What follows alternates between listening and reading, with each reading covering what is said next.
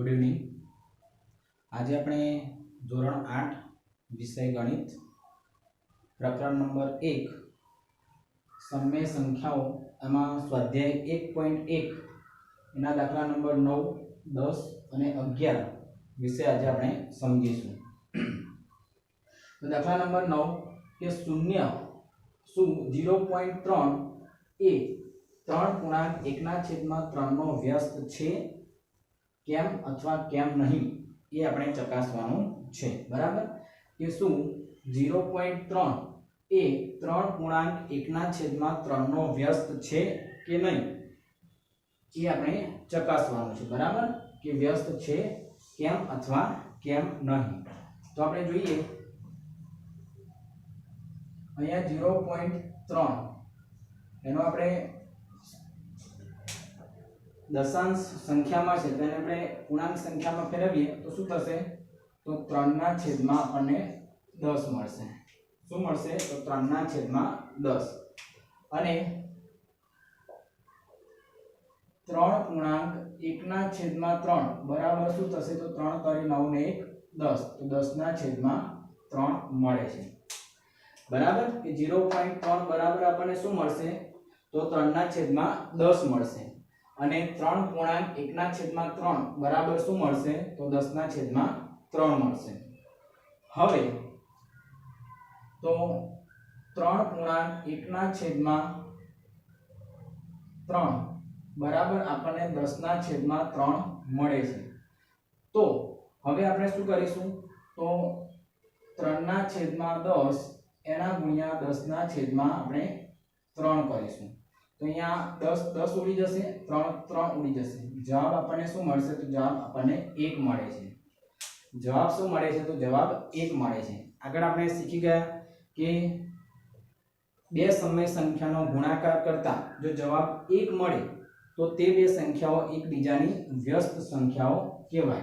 એટલે કે 3/10 અને 10/3 એ એકબીજાની વ્યસ્ત સંખ્યા કહેવાશે। બરાબર તો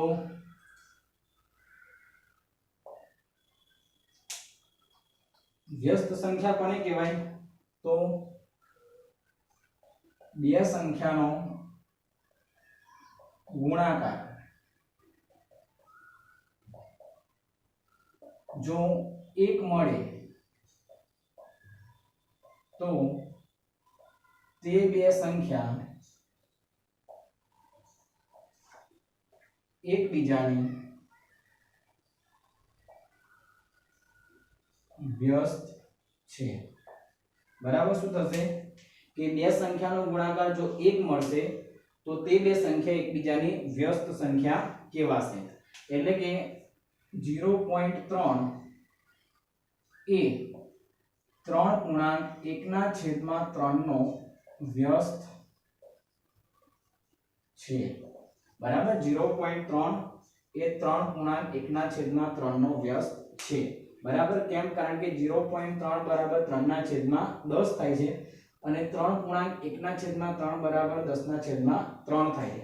હવે આ બંને સંખ્યાનો જો આપણે ગુણાકાર કરીએ એટલે કે 3/10 ગુણ્યા 10/3 કરીએ તો ગુણાકાર આપણને 1 મળે છે। અને આપણે લખ્યું કે બે સંખ્યાનો ગુણાકાર જો 1 મળે તો તે બે સંખ્યા એકબીજાની વ્યસ્ત સંખ્યાઓ કહેવાય। માટે 0.3 એ 3.1/3 નો વ્યસ્ત છે। बराबर खास આપણે યાદ રાખીશું। ત્યાર પછી દાખલા નંબર 10 ની અંદર આપણે લખવાનું છે કે એવી સમય સંખ્યા કે જેનો વ્યસ્ત ન હોય। બરાબર એવી સમય સંખ્યા આપણે લખવાની છે કે જેનો વ્યસ્ત ન હોય। તો એવી કઈ સમય સંખ્યા છે તો એવી સમય સંખ્યા 0। બરાબર 0 નો વ્યસ્ત હોતો નથી। તો લખીશું કે 0 એટલે કે 0 નો व्यस्त होतो નથી। बराबर 0 નો વ્યસ્ત હોતો નથી એટલે કે 0 નો આપણને વ્યસ્ત મળતો નથી। બરાબર એટલે કે 0 નો વ્યસ્ત હોતો નથી એટલે કે 0 એ એવી સમય સંખ્યા છે કે જેનો વ્યસ્ત નથી। બરાબર ત્યાર પછી બીજો દાખલો છે કે એવી સમય સંખ્યા કે જે તેના વ્યસ્તને સમાન હોય। બરાબર એવી સમય સંખ્યા કે જે તેના વ્યસ્તને સમાન હોય। તો એવી સમય સંખ્યા કઈ થશે? તો એવી સમય સંખ્યા આપણે શોધવાની છે કે જે તેના વ્યસ્તને સમાન હોય। તો સમય સંખ્યાઓ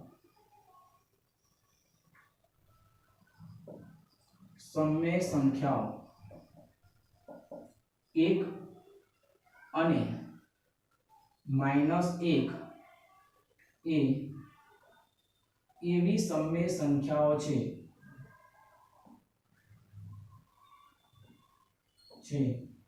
કે તેના વ્યસ્તને સમાન છે। બરાબર। 1 અને -1 એ એવી સમય સંખ્યા છે કે જે તેના વ્યસ્તને સમાન છે। કેમ? કારણ કે 1 નો વ્યસ્ત શું થશે? તો 1 નો વ્યસ્ત 1 થાય અને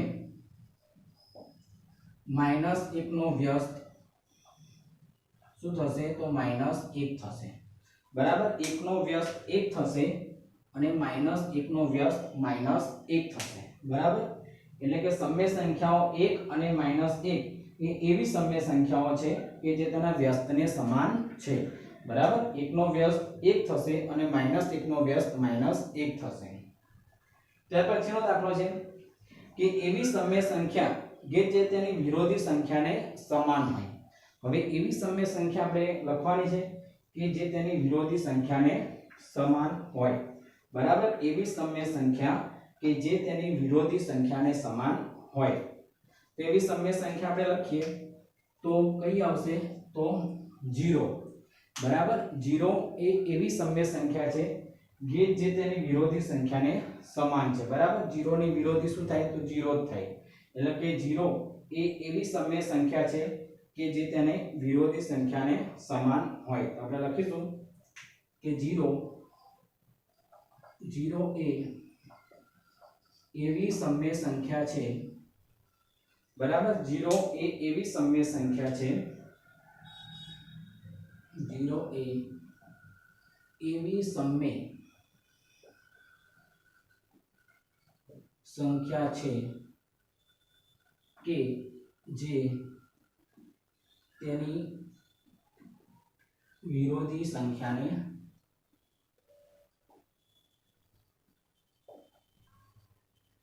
સમાન છે। બરાબર। 0 એ એવી સમય સંખ્યા છે કે જે તેની વિરોધી સંખ્યાને સમાન છે। બરાબર। તો એ આપણે ખાસ યાદ રાખવાનું છે કારણ કે 0 ની વિરોધી સંખ્યા શું થાય? તો 0 જ થાય। બરાબર।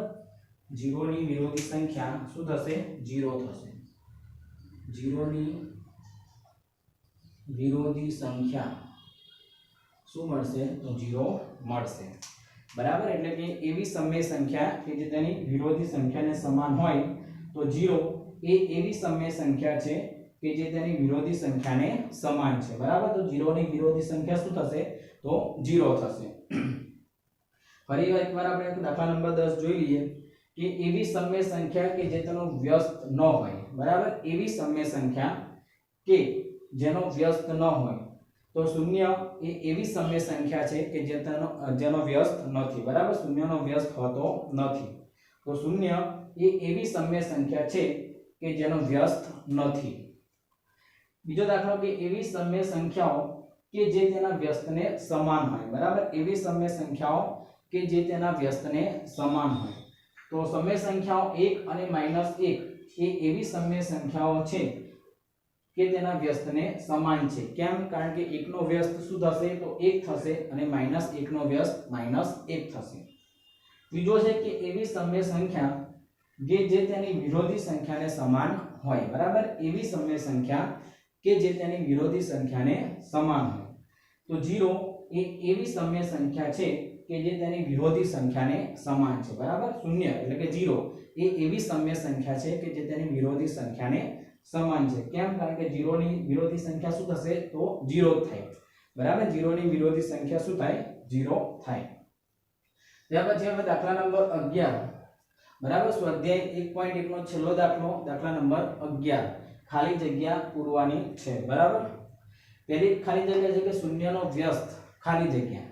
तो આગળ આપણે જોઈ ગયા કે શૂન્યનો વ્યસ્ત હોતો નથી બરાબર તો શૂન્યનો વ્યસ્ત શું લખીશું તો નથી શૂન્યનો વ્યસ્ત નથી બરાબર શૂન્યનો વ્યસ્ત ખાલી જગ્યા તો શૂન્યનો વ્યસ્ત નથી સંખ્યાઓ ખાલી જગ્યા અને ખાલી જગ્યા પોતાના જ વ્યસ્ત છે આગળ આપણે શીખી ગયા બરાબર પોતાના જ વ્યસ્ત તો સંખ્યાઓ ખાલી જગ્યા અને ખાલી જગ્યા પોતાના જ વ્યસ્ત છે તો સંખ્યાઓ 1 અને -1 એ પોતાના જ વ્યસ્ત છે બરાબર સંખ્યાઓ 1 અને -1 એ પોતાના જ વ્યસ્ત છે ખાસ યાદ રાખીશું કે સંખ્યાઓ 1 અને -1 એ પોતાના જ વ્યસ્ત છે ત્યાર પછી ત્રીજું છે કે -5 ની વ્યસ્ત સંખ્યા ખાલી જગ્યા છે બરાબર હવે -5 ની વ્યસ્ત સંખ્યા કઈ થશે તો -5 ની વ્યસ્ત સંખ્યા થશે -1/5 કઈ થાય તો -1/5 -5 ની વ્યસ્ત સંખ્યા શું થાય તો -1/5 ચોથું છે કે 1/x ની વ્યસ્ત સંખ્યા 1/x ની વ્યસ્ત સંખ્યા ખાલી જગ્યા છે તો 1/x ની વ્યસ્ત સંખ્યા શું થશે તો x થશે શું થશે x થશે બરાબર 1/x ની વ્યસ્ત સંખ્યા ખાલી જગ્યા છે કે જ્યાં x is not equal to 0 એટલે કે x બરાબર આપણે 0 લેવાના નથી તો 1/x ની વ્યસ્ત સંખ્યા શું થાય તો x થાય ત્યાર પછી પાંચમું છે કે બે સમય સંખ્યાનો ગુણાકાર હંમેશા ખાલી જગ્યા જ હોય બરાબર બે સમય સંખ્યાનો ગુણાકાર હંમેશા શું હોય તો બે સમય સંખ્યાનો ગુણાકાર હંમેશા સમય સંખ્યા જ હોય શું હોય તો સમય સંખ્યા જ હોય બરાબર બે સમય સંખ્યાનો ગુણાકાર હંમેશા સમય સંખ્યા જ મળે બરાબર કોઈ પણ બે સમય સંખ્યા લો અને એ બે સમય સંખ્યાનો તમે ગુણાકાર કરો તો જવાબ પણ આપણને સમય સંખ્યા જ મળે બરાબર આગળ આપણે ગુણધર્મની અંદર શીખી ગયા છે બરાબર સમય સંખ્યાનો ગુણાકારનો ગુણધર્મ એમાં આપણે શીખી ગયા છે કે કોઈ પણ બે સમય સંખ્યાનો ગુણાકાર કરતા પરિણામ આપણને સમય સંખ્યા જ મળે છે બરાબર એટલે કે બે સમય સંખ્યાનો ગુણાકાર હંમેશા સમય સંખ્યા જ હોય ધન સમય સંખ્યાની વ્યસ્ત સંખ્યા ખાલી જગ્યા હોય હવે ધન સમય સંખ્યા હોય અને આપણે એની વ્યસ્ત સંખ્યા જોતી હોય તો આપણને શું મળે તો ધન સંખ્યા જ મળે તો ધન સમય સંખ્યાની વ્યસ્ત સંખ્યા શું હોય તો ધન હોય શું હોય તો ધન હોય કે ધન સમય સંખ્યાની વ્યસ્ત સંખ્યા ધન હોય છે બરાબર ધન સમય સંખ્યાની વ્યસ્ત સંખ્યા શું મળે તો આપણને ધન સંખ્યા મળે છે તો દાખલા નંબર 11 ખાલી જગ્યામાં આપણે યાદ રાખવાની છે ખાલી જગ્યાઓ તો આપણું પ્રકરણ 1 સમય સંખ્યાઓ એમાં સ્વાધ્યાય 1.1 આપણું અહીંયા પૂરું થાય છે જો વિડિયો ગમે તો વિડિયોને લાઈક કરો સબસ્ક્રાઇબ કરો અને તમારા મિત્રો સુધી શેર કરો વિડિયો કેવો લાગ્યો કેવો નહીં એ કોમેન્ટ સ્વરૂપે જણાવતા રહેજો થેન્ક યુ